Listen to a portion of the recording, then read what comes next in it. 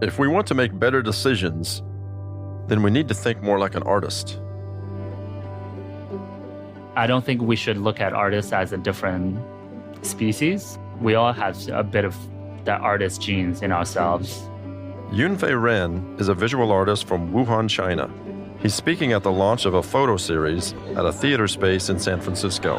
Yunfei has exhibited at museums like the De Young and Cantor Art Center at Stanford, but he only recently started calling himself an artist. I started thinking of myself as an artist since the pandemic, actually. That was a major change. I had a whole corporate career for about 10 years in marketing. And when I turned 30, I decided to give photography a shot. He quit his job and started pursuing an MFA, but the biggest change was in his outlook. When you're an artist, you start to ask yourself from within, what are the questions I want to answer? What are the things that I want to respond to? And then you create artwork for them. And it's an attitude shift. It's a mindset shift. He often thinks analytically, weighing the pros and cons before he makes a decision. But he says he has been trying to approach his personal life more like he approaches his art. Becoming an artist has been quite freeing for me. I've learned to just trust my instinct more and be okay with however it turns out. And he doesn't think this perspective is just for people pursuing a life like his. Anyone can do it, even if they're not making art. I think ultimately thinking like an artist is really thinking like people, like human beings, to trust your own instincts and start from the heart. What do you like? What do you believe in? And the data and external materials can help, but it's a balance between the two, I think. We rely on analytical thinking and data for so much of our life. But what would happen if we approached the world the way an artist does? Could we use our emotions, our instincts, to make meaningful decisions instead of relying on our rational brains alone? This is If Then, a podcast from Stanford Graduate School of Business, where we examine research findings that can help us navigate the complex issues facing us in business, leadership, and society. I'm Kevin Kuhl, Senior Editor at the GSB. Today, we speak with Baba Shiv, the Sanwa Bank Limited Professor of Marketing. According to Baba, if we want to make better decisions, then we need to think more like an artist. So let's start with a fact that I think drives much of your research. The rational part of the brain accounts for about 5 to 10%. That's right. Of the decisions we make. That's right. In what ways, then, do emotions drive our decision-making? Profound influence on our decisions. And it's all non-conscious. We're not even aware that these emotions, what I call, more broadly speaking, these instinctual brain-body systems that we share with other animal species, have a profound influence on our decisions, and we're not aware of it. Do most people know that? A great question. Most people intuitively know that. I mean, for example, we might think that we're being rational. But at the end of the day, what the rational brain is good at very often is not at being rational. What the rational brain is good at is at simply rationalizing what the emotional brain has already decided to do. It constructs all these narratives, all these stories in support of what the emotional brain has already decided to do, and we are not even aware of it. Convincing ourselves. Right. So it is almost that I think people intuitively know that from their life experiences. It's said that they've been taught to do something different, and therein lies the conflict. And my goal is to tell people that, no, rely on your intuition out there. Rely on your gut. It is telling you something very useful going forward. Mm-hmm. When is emotion a good thing when we're making a decision, and when is it a bad thing? That is the right question to ask, because it's not about whether emotion is good or bad for decision making. You come to the conclusion, it's kind of almost a professorial answer, and that is that it depends. It depends on what will be the next question. It depends on if you want to get rid of biases. Most of the biases in decision making are rooted in emotion. So if the goal of decision-making, of the decision-maker, is to make decisions where they're not falling prey to biases, you want to keep emotion out of the picture, and you want to bring in as much reason into the decision making as possible. But there's a second goal of decision making, and that is you need to emerge from the decision feeling absolutely confident about the decision and the course of action that you're adopting. Because if you emerge from the decision with doubts, that'll give rise to downstream effects, in the sense that if you face a roadblock, which is bound to happen after you make a decision, because it's never a straight path from A to B. There are going to be some bumps along the way. If there are going to be bumps along the way and you're not confident about the decision, you're more likely to give up too early and not persist in the course of action that you've adopted. So if science says that the rational part of our brain has such a small influence and emotion plays this large, why does it seem like we act as if we can make rational decisions? Just give me the facts and I'll make a good decision. Yeah, I mean, that's, I think, coming from the traditional viewpoint that has come down the ages. I mean, you go back to Plato, go back to Aristotle, go back to Descartes. The fundamental kind of premise at that point in time, and it came down the ages, was what I call the traditionalist view of decision-making, was that emotion is like the wild horse that needs to be reined in. Right? Because emotion, as I mentioned before, will give rise to a whole host of biases. And as decision makers making very consequential decisions, right? Making an investment decision, an acquisition decision, making a very senior hire, etc., we really don't want to fall prey to biases. Okay, that is the way that the traditionalists have viewed this, which kind of tells us that in order to make these consequential decisions, we need to, number one, deliberate on the decision. Thinks about the pros and cons, what are the costs, what are the benefits, what are the kind of value you're going to get from a course of action, what is the probability. So these are all kind of reason, the scientist's way of thinking about a decision. And that is the reason why I think we have this embedded in our minds right from childhood, that if you're making these consequential decisions, be as rational as possible. But what we forget to understand is that we have evolved with emotion, and there has to be a reason for that. If emotion were irrelevant, we would have evolved very differently. And the conclusion that we have come to from a lot of science that has come out since, I would say, the 1980s, and the major proponent of that was Antonio Damasio, who was at the University of Iowa when I was there. He and his wife and his team have amassed a lot of evidence that without emotion, we'll simply be unable to make decisions, in the sense that we'll make a decision, but if we have to stick to the decision, stick to the course of action that we have adopted and persist on that course of action, without emotion, we'll be unable to do that. In other words, the root of what we call is decision confidence, the confidence and the conviction that you emerge from the decision, is fundamentally rooted in emotion. And we do live in an age in which data rules in lots of situations, and we have much more capability, and now, of course, artificial intelligence is enhancing that capability even more.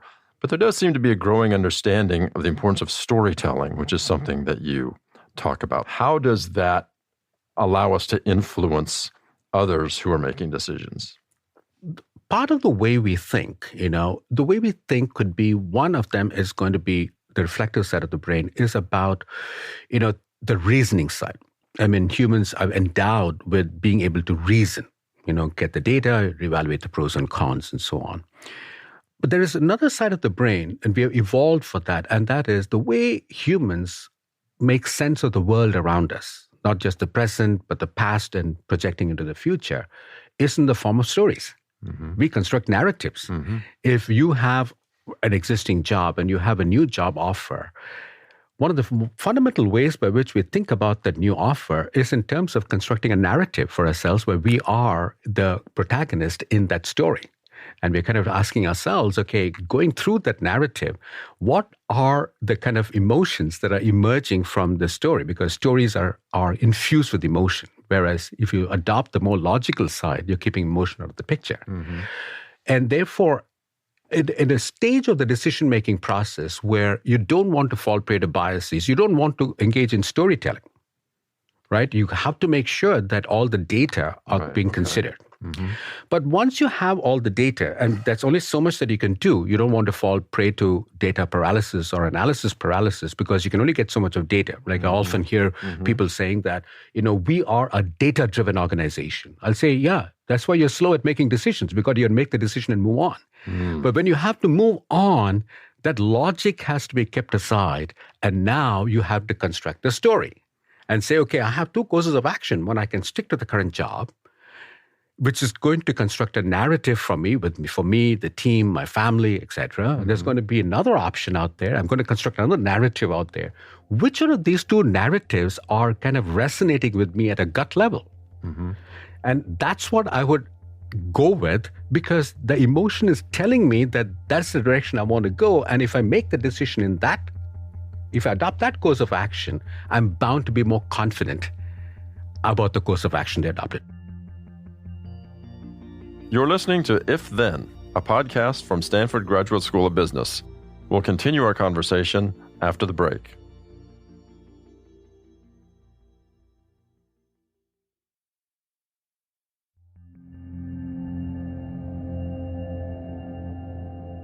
Baba, you've said you think we as a society should be more artistic than we are scientific. Well, you're a scientist, not an artist. So what makes you say that? Okay, let me kind of take a step back and answer it the following way. I'm not saying one is good, one is bad. I'm saying that leaders need to develop skills of not just being scientists. And most leaders today are trained as being scientists, making very reasoned decisions out there. What we need to have is a good balance of the scientific mind and the artistic mind, because artists dream.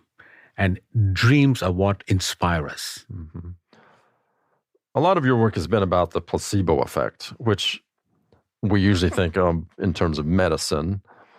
Does the placebo effect extend to business decisions where the belief that something is going to happen positively is more important than the objective information we have that might suggest it wouldn't? So here's the way to think about it.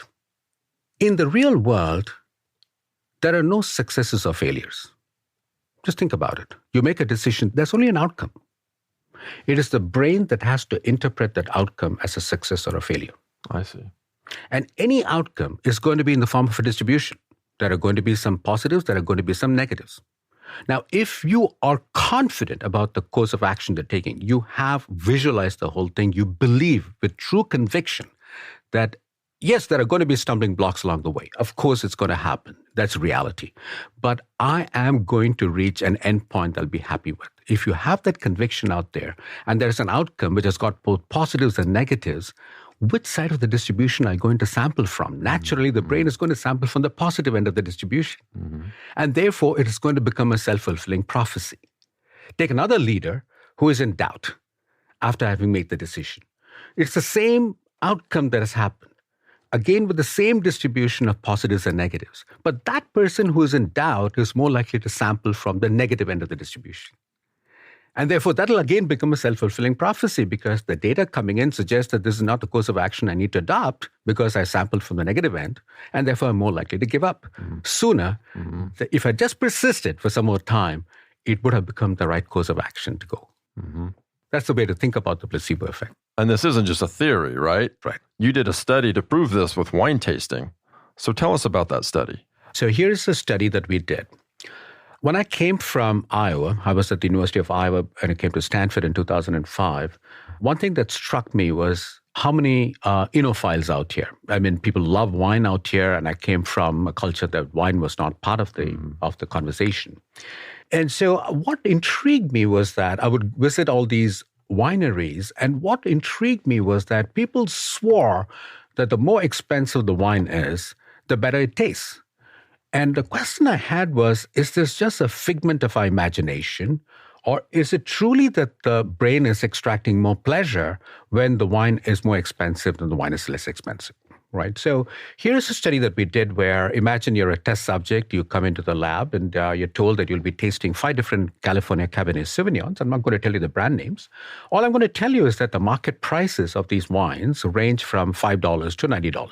Okay, you're going to taste these 5 different wines. And as you're tasting these wines, I'm going to monitor your whole brain activation. Imagine that the first wine that shows up on the screen is a $90 wine.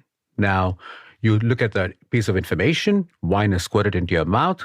We get you to swirl the wine in the mouth for about 4 to 5 seconds. You swallow the wine, and then you rinse it out. Next will be $45. It's going to be squirted into your mouth, and so on and so forth. Large number of trials. That's all happen in real time. And what we do is we conduct what is called a test of contrast. And there's only one factor that changes across the trials, and that is the price, because unbeknownst to you, you're tasting the same wine.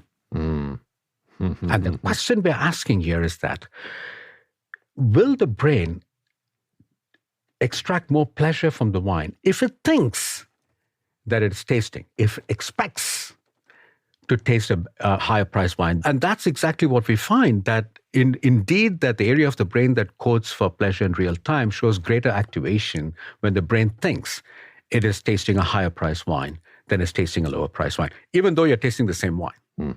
And that's where what you expect, you manifest. I see. And that's what I said, there are no successes or failures in life. There are only outcomes. It is the brain that has to interpret that outcome as a success or a failure. Right. And that's what is being shown in this wine study as well. And leaders who have that sort of deep conviction and belief in an outcome, we've seen examples where it has gotten them in trouble. Absolutely. Let's take an example of Sam Bankman-Fried. Absolutely. Right? Absolutely. Where he had certainly a conviction that he was, he had sort of an idea of where he wanted to take this company, and yet somehow wasn't able to see through the hubris or the mistakes or even the illegalities of what was going on there. So how do we put a governor on conviction so that it doesn't lead to hubris? And this is it's a great question, Kevin. It's a classic kind of phenomenon, a bias in the decision-making literature called the escalation of commitment bias. It says that you made a decision, and the information that is coming in about the outcomes seems to suggest that you need to revisit the decision. There's something going wrong. But if you are totally delusional and totally convinced that it's a course of action, you start throwing good resources, good money, after what is turning out to be a bad decision. So you don't want to fall prey to those biases. So you don't want delusion to carry you away. I mean, because, and unfortunately or fortunately, it is the delusional mindset that is going to give rise to conviction. So what you need to do is, from time to time, you need to keep yourself in check. So what I tell leaders to do is that maybe every quarter, maybe every kind of year, what you do is to conduct a pre-mortem, in the sense that you are delusional about future success. That's what is giving rise to the conviction. That is what is causing you to ignore the information coming in. Seems to suggest that you need to revisit the decision. What I say is that from time to time, you again become an artist. But this time, instead of thinking about all the positives, think about all the negatives. How will this decision end up being the worst decision I ended up making? So it allows the brain now to have a balanced view of the future. The future is uncertain. Instead of simply sampling from the positive end, which is what, when you're delusional, you do. Rather than just focusing on the positives, from time to time, force yourself to focus on the negatives. So that the brain has both pieces of information out here and is wiser going forward, knowing that there are negatives that I need to take care of, so that the negatives will fade away and the positives will kind of continue to emerge into the future. That's the way to think about it. That would seem to also argue about having some diversity of points of view, values, and so on an executive team. Absolutely. So think about the following. For me, the bigger kind of thing is not about leaders. It's not about the delusion that leaders kind of go through. My thing is the opposite problem, and that is leaders have a habit today. When I look at leaders out there, they have a habit of saying it cannot be done. It cannot be done. It cannot be done. We impose constraints on ourselves. For no rhyme or reason, we kind of impose these constraints. And these constraints are inevitable because as we gain experience is a double-edged sword, Kevin, right? On one hand, experience allows the leader to make decisions out of their gut. Pattern recognition emerges and they're able to recognize patterns and make these decisions. But the problem with experience is that you're also going to experience certain successes along the way. You're going to experience failures along the way. Fortunately or unfortunately, because of the notion of loss aversion, the failures are going to loom larger than the successes over a period of time. And therefore, naturally, a leader is going to become more conservative as the time goes by. So you want to have a team of people with diversity. And I'm not talking about diversity in terms of skin color, that's also important, but I'm talking about diversity in terms of backgrounds, knowledge, etc. I would say, you know what, I have a lot of leaders who will hire summer interns, 20-year-olds. And what kind of task do they give them? Well, metaphorically, make the copies or get me some coffee. I mean, those are the kind of things, the trivial things that they're asked to do. Grunt work. Yeah. Rather than that, they have no idea of constraints. You have as a leader, but they have no idea of constraints. You give them a task that is almost impossible to solve. Who knows? They might come up with a solution. All you need is one good idea to take forward. And that's what I say. That's why diversity is so very crucial. And part of the diversity, let's not forget, is age diversity. So, Baba, why do you study decision making? What led you to this area of research? I am the most irrational of decision makers out there. And, you know, most academics would say that you study your weaknesses.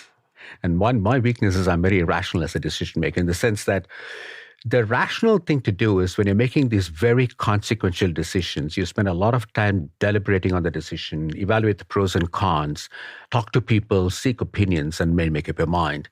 Most of my consequential decisions, who I'm going to marry, for example, took me about 30 minutes to decide. You know, my kind of career path was going along, you know, becoming the CEO of a multinational company. And then one of my favorite professors in my MBA program, he kind of asked me a question, have you ever thought of becoming a professor? And I said, no, sir. He said, you should. And then 4.5 months later, he died in an air crash. And I go to his memorial and I ask people, hey, did he ever ask you to be a professor? No one said yes. And I said, maybe he saw something in me. That decision to quit my kind of career path of becoming the CEO of a multinational company, and I was going down that path, and I knew I could be successful there. To completely kind of abandon that and adopt a completely new course of action, not knowing what's going to happen. I didn't even know what a PhD was. That took me a couple of days. So I'm one of the most irrational of decision makers, and that's what got me to asking this fundamental question, and that is a good decision really based on reason, or is it based on emotion?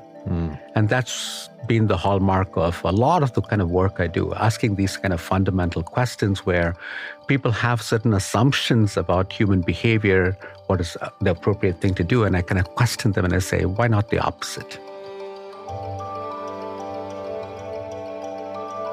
If Then is produced by Jesse Baker and Eric Newsom of Magnificent Noise for Stanford Graduate School of Business.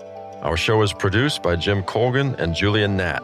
Mixing and sound design by Kristen Muller. From Stanford GSB, Jenny Luna, Sorrel Husbands-Denholtz, and Elizabeth Wylezik-Stern. If you enjoyed this conversation, we'd appreciate you sharing this with others who might be interested and hope you'll try some of the other episodes in this series. For more on our professors and their research, or to discover more podcasts coming out of Stanford GSB, visit our website at gsb.stanford.edu. Find more on our YouTube channel. You can follow us on social media at Stanford GSB. I'm Kevin Kuhl.